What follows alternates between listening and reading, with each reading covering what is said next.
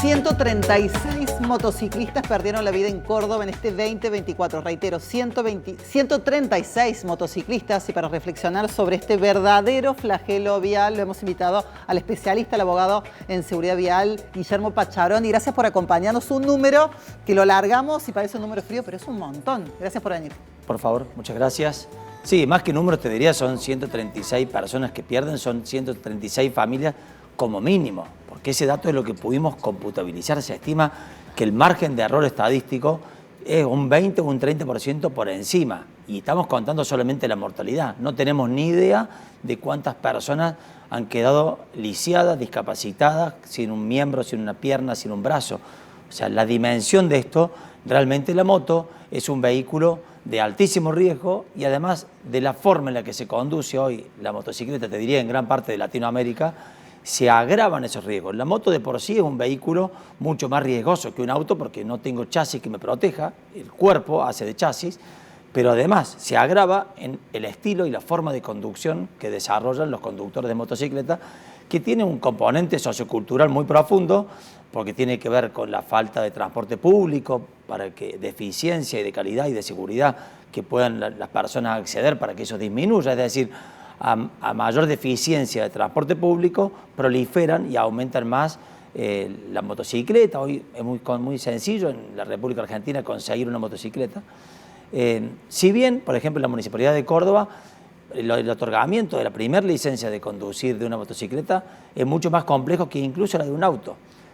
Se ha modificado en los últimos años el otorgamiento de esta licencia, pero bueno, hasta que no logremos transmitir y empezar a transmitir a los conductores de motocicleta, y sobre todo a los que exceden la velocidad en la motocicleta, que hay componentes de riesgo muy profundos que hace que su vida esté en peligro permanente. Bueno, te estás planteando el tema de las características de quien conduce una motocicleta y planteaste el tema económico. Cualquiera accede a una motocicleta, más el contexto del transporte público. ¿Qué pasa con los conductores de otros vehículos, los vehículos de mayor porte? ¿Los ven a los motociclistas? ¿No los ven? ¿Los consideran? ¿O aquellos que están en un auto mayor tienen esa sociológicamente postura de superioridad? Cada uno estamos en la regla de la ley de la selva. Cada uno circula en la vía pública como si fuera dueño, o como si solamente importara mi traslado y mi desplazamiento, y no en la integralidad de todos, que todos tenemos que circular de forma segura, no solamente yo. ¿Qué es lo que sucede con los vehículos automotores? Y a medida que vamos aumentando el porte de este vehículo, hemos visto en las propias estadísticas cómo, por ejemplo, las camionetas han ido siendo involucradas y participando en siniestros cada vez más graves. Es decir, acá hay un dato que nos refleja de que mientras más grande la camioneta, me siento más seguro y siento que el resto me tiene que respetar a mí y no yo respetar las normas. Las normas de tránsito tienen un componente que todos creemos que son limitantes de mi libertad y autonomía de circular. Pero en realidad las normas de tránsito son, primero, que son universales. En todos lados del mundo las normas de tránsito son muy similares, y además tienen que ver con un componente de seguridad. Las normas son un lenguaje que tienen que tener los vehículos para que todos podamos circular, desde la bicicleta, el peatón, la motocicleta. Y fíjate este dato con las motos. Dijimos que los autos de gran porte violan muchísimo el exceso de velocidad y son partícipes de siniestros graves. La motocicleta se da un fenómeno sociológico y cultural muy profundo, que son estadísticamente y a nivel de estudios observacionales las que más incumplen las normas viales, pero además son los que más se mueren. Y dentro de todo el grupo de conductores de motocicleta, los que más se mueren son los varones. O sea, los hombres nos estamos muriendo más, y además de que nos estamos muriendo más, los varones estamos matando más. Los que están imputados o han sido condenados por delitos de hechos viales, en su gran mayoría, arriba del 90%, son varones. Digo, hay datos que tenemos que empezar a interpretarlos y a interpelarnos, de decir, che, ¿qué estamos haciendo como sociedad? ¿Por qué suceden estos datos? ¿Por qué el varón se muere? De 10 personas que fallecen, 8,4 son varones. Guillermo, también pensaba, ¿no? Colisiones de motociclistas con vehículos mayores, chocar contra objetos. Estimo, deduzco que es por el tema de la velocidad. ¿Y qué pasa con esas muertes por caerse de la moto? Recién planteábamos el tema económico, que es muy fácil acceder a una moto, cualquiera accede a una moto. Y cualquiera se sube a la moto y empieza a hacer un objeto, un elemento más de este sistema vial. ¿Es fácil manejar una moto? ¿De un No. día para otro te subís y vas? Te diría que es fácil desplazar una moto, mover, no es tan complicado mover una moto. Lo que es complejo es tener todas las capacidades psicomotrices permanentes, la atención permanente, y necesitamos entender determinadas cuestiones que tienen que ver con la física, con la química, con el tiempo, con la lluvia, con el viento, con la velocidad, que bueno, que eso por supuesto que no se tiene en cuenta. Bien dijiste, gran parte de los que fallecen porque se caen, no es porque son atropellados. Claro. O sea, están casi igualados.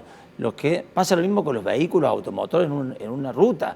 Creemos que el gran riesgo que tengo es un impacto frontal y la gran mayoría de las muertes en hechos viales en ruta son las personas que despistan y chocan contra un poste o contra un árbol. En las motos pasa algo similar. Y pensamos la caída. La caída. Pensamos en las motos y la circulación, no solo en el barrio, no solo en ejidos urbanos, sino también en la ruta, también la circunvalación. Lo que pasa es que la moto, como se utiliza ya como un vehículo de desplazamiento familiar, te diría hasta incluso recreativo. Subimos, vamos a la moto y vamos a pasear en moto, que por ahí no están preparados ni la moto, ni el conductor, ni tengo los elementos necesarios. Y hay un dato, de 3 personas que fallecen en una moto, solo 1 se salva por el casco. El casco no es una garantía de indemnidad absoluta, no es que tener casco te garantiza. Además de que las personas que utilizan casco, también a través de los estudios observacionales, casi el 50% lo tiene mal colocado y arriba del 70% no utiliza el casco adecuado. Es decir, necesitamos avanzar y entender que el casco sería lo primero, el casco sería asimilado al cinturón de seguridad. Si no entendemos que el casco es un elemento para disuadir una situación de peligro, pero no me va a garantizar no morirme. Claro, O sea, por más último, que yo tenga casco, me puedo morir igual. Hablamos del conductor. ¿Y qué pasa cuando van 3, 4, no sé cuánta gente en la moto? Ahí Olvídate el casco. lo que sucede lo que se llama la inconsciencia.